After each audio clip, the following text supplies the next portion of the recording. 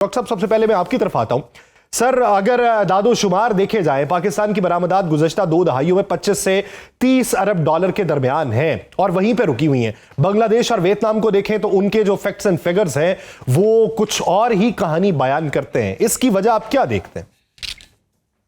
देखिए, दो बातें हैं। पहली बात तो यह है कि सिर्फ इंपोर्ट्स और एक्सपोर्ट्स को नहीं देखना चाहिए, उसके साथ जो रेमिटेंसेस हैं उनके अदाद-ओ-शुमार भी सामने रखने चाहिए। क्योंकि अगर सिर्फ इंपोर्ट को हम देखते हैं तो फिर एक वो बड़ी ड्रॉनी सी पिक्चर जो है वो सामने आ जाती है कि एक्सपोर्ट जो है वो तकरीबन 35 अरब डॉलर से बढ़ नहीं पा रही, इंपोर्ट जो है वो 60 अरब पे चली जाती हैं, तो कोई 20-25 अरब डॉलर का खसारा सामने आ जाता है। लेकिन अगर को सामने रख लें तो फिर आप समझिए कि तकरीबन 35 से 36 अरब डॉलर जो है वो हमें रेमिटेंसेस की मद में मिल जाता है और हमारा वो जो ड्रॉनी पिक्चर जिसको हम कह रहे हैं वो कुछ कम ड्रॉनी हो जाती है। ठीक है। तो एक और एक्सपोर्ट को ना देखा जाए, मेरा ख्याल है कि रेमिटेंसेस को भी सामने रखा जाए, तो फिर वो एक जिसको कहते हैं होलिस्टिक पिक्चर जो है वो सामने आती है।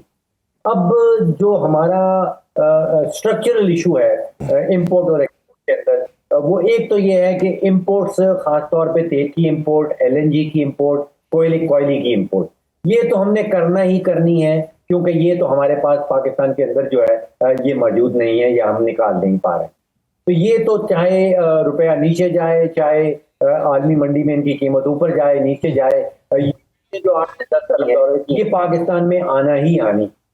दूसरा, मुझे महसूस ये होता है कि जो माशी क़यादत है वो शायद रुपए को और डॉलर की जो पैरिटी है उसको मैनेज रखना चाहती है, उसको फ्री मार्केट में नहीं देना चाहती। जब मैनेज करती ओवर वैल्यूएशन में चला जाता है, जब ओवर वैल्यूएशन में चला जाता है फिर हमारे एक्सपोर्ट्स का और एक्सपोर्टर्स का जो है नुकसान होने लगता है। हमने एक लंबी तारीख देखी है चीन के हवाले से, जहां पे वहां की माशी क़यादत ने सोचे समझे मंसूबे के तहत अपनी करेंसी को हमेशा अंडर वैल्यू रखा और फिर एक्सपोर्ट सरप्लसेस जो है उनको हासिल किया उन्होंने। दो चीजों का आपने जिक्र किया, एक बिजली की कीमत का और एक टैक्सेस के रेट का।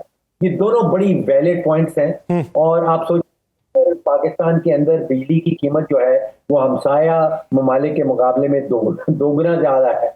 19-20-21 सेंट की यूनिट देना पड़ती है, तो फिर हमारा एक्सपोर्टर उनसे कम्पीट कैसे करेगा। दूसरा, जो टैक्स का रेट है, अब वो कॉर्पोरेट टैक्स की शरह जो है वो पाकिस्तान में कहीं 50-55% तक चली जाती। अब 193 ममालिक जो यूनाइटेड नेशंस के मेंबर है, मुझे तो कोई उसमें से नजर नहीं आता जहां पे कॉर्पोरेट टैक्स की शरह जो है वो इतनी हाई हो कि 50 से 55% कॉर्पोरेट टैक्सेशन लग जाए। अब बैरूनी सरमायाकार को आप क्या कहेंगे कि आप पाकिस्तान में आए, 2 गुना ज्यादा महंगी बिजली लें और जितनी भी कमाई करेंगे उसमें से $55 जो है, अगर $100 की कमाई है तो $55 आप हुकूमत के खजाने में जमा करवा दें। तो ये दो पहली चीज है, जब तक टैक्स की शरह को नीचे नहीं लाया जाता, बिजली की शरह को कंपैरेटिव उनकी जो तवानाई की कीमतों को जब तक कम नहीं किया जाता तब तक ये जो सूरत हाल है एक्सपोर्ट के हवाले से ये कॉस्ट ऑफ प्रोडक्शन से मैच नहीं करेगी। डॉक्टर साहब, क्या कहेंगे ये जो 3-4 वजूहात बयान की हैं बटालवी साहब ने, क्या ये जेन्युइन है और इसका तदारुक अगर करना है तो वो किस तरीके से होगा?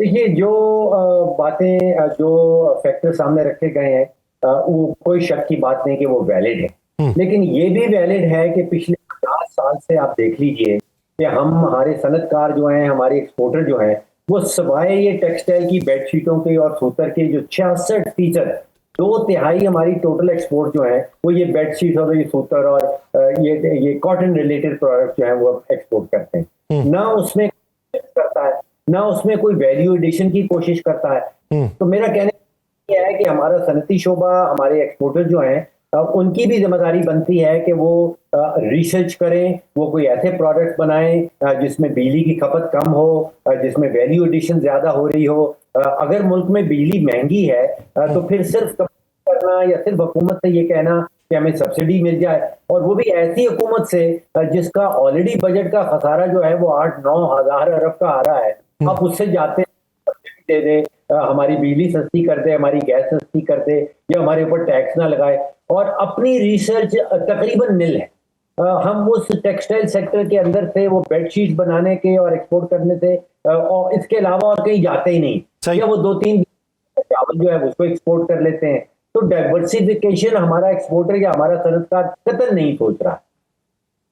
ठीक है। डॉक्टर साहब, जीएसपी प्लस के हवाले से बड़े खदशात हैं, दूसरी तरफ जो यूरोपीय यूनियन के साथ भारत का मुआहदा है उसके हवाले से भी मुतजाद आवाजें हैं।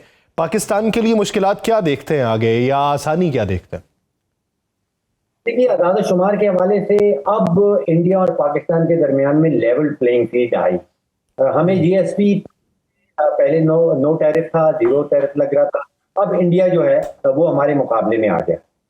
इसमें फर्क ये है कि हमारा जो जीएसपी प्लस वाला मामला है वो हर साल एक्सपायर होता है और हमें उसको हर साल रिन्यू करवाना पड़ता है। जो free trade agreement European union ने इंडिया के साथ किया है वो परमानेंट है। तो जो बायर है वो देखता है कि पाकिस्तान के साथ तिजारत करने में गैर यकीनी की सी फजा है कि वो अगले साल जो है वो रिन्यू होता है या नहीं होता। तो अभी लेवल है हमारी इंडिया के साथ, लेकिन वो गैर यकीनी वाला मामला जो है उसको किस तरह दूर करना है वो ओनली टाइम विल टेल के उसका क्या होती है। देखिए, एक एलिमेंट और है जो अदालती निजाम, उसका हम बड़ा देखिए अदालती प्रोसेसेस जो हैं उनका मईशत से और आजकल की मॉडर्न मईशत से बड़ा गहरा ताल्लुक हो गया। अभी आपने देखा कि कल फेडरल कॉन्स्टिट्यूशन कोर्ट ने एक फैसला दिया है जिसमें उन्होंने जो सुपर टैक्स है उसको कॉन्स्टिट्यूशन करार दे दिया। अब आप सोचिए कि ये आप पैगाम क्या दे रहे हैं। आप आलमी मंडियों में आप इंटरनेशनल इन्वेस्टर्स को, आप फॉरेन डायरेक्ट इन्वेस्टर्स को और जो करंट फॉरेन इन्वेस्टर्स हैं पाकिस्तान के अंदर उनको एक पैगाम दे रही है कि एक गैर यकीनी की फजा है। हमारा जब दिल चाहे हुकूमत जो है वो किसी किस्म का टैक्स लगा दे। आप कमिटमेंट, आप अपना एक प्रोजेक्ट यहाँ पे लगाएंगे और उसके अंदर आपकी कैलकुलेशन के अंदर एक खास टैक्स होगा और जब आप कमिट तो हम अपना ज़हन कभी भी बदल सकते हैं, आप नया टैक्स लगा देंगे। तो ये अदालती रोल जो है इसके ऊपर भी हमें सोचना चाहिए। जो है ये बड़ा नुकसान पहुंचाता है। ये हमारे निजाम के अंदर जो लूप होल्स हैं वो जो इस पूरे मंजरनामे को गलत समत की तरफ लेके जा रहे हैं, बेहतरी के इम्कानात कम हो रहे हैं।